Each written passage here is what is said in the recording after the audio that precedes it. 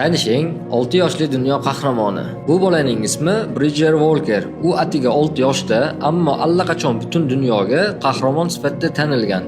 Bir kuni Bridger va uning singlisi bolalar maydonchasida o'ynab yurgan paytda qo'shni uydan nemis ovcharkasi zanjirdan bo'shab ketadi. It to'g'ridan-to'g'ri singlisi tomon yugurib keladi.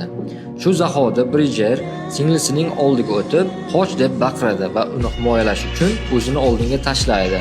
It Bridgerning chap yuzidan tishlaydi.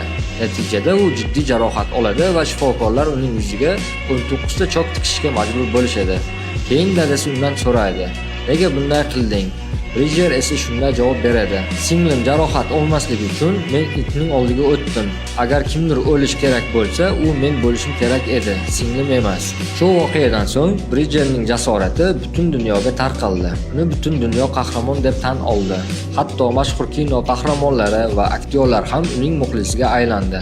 Agar siz uning o'rnida bo'lganingizda, siz ham shunday qilarmidingiz? Agar bu voqea sizni ham ta'sirlantirgan bo'lsa, like bosing va yaqinlaringizga yuborib qo'ying.